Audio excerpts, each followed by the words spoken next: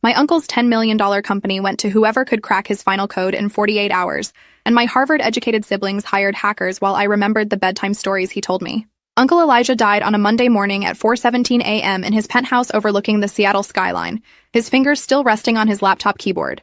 The medical examiner said massive heart attack, instant and painless, though I doubted anything about death was truly painless.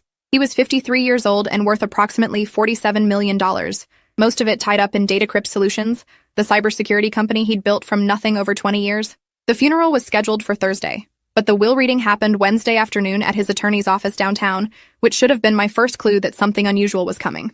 My 3 siblings arrived in designer suits and practiced grief expressions, already calculating their inheritance shares before the lawyer even opened the envelope. My older sister Octavia flew in from Boston where she worked as a senior partner at a venture capital firm, her Harvard MBA framed in her corner office alongside photos with senators and tech billionaires. She'd made her first million by 30 and her fifth by 35, building an empire through ruthless investment strategies and zero emotional attachment to failure.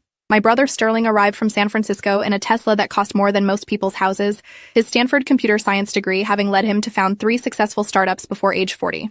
My younger sister Magnolia came from Manhattan, where she ran a hedge fund specializing in tech acquisitions, her Yale economics background and photographic memory making her a legend in financial circles. Then there was me, Phoenix Castellano, the family disappointment with a degree in literature from a state school and a job teaching creative writing at a community college.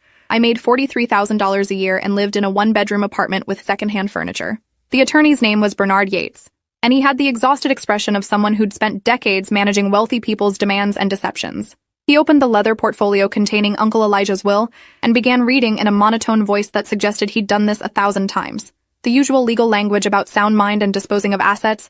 Then he reached the part that made my siblings lean forward with predatory interest. To my nieces and nephews,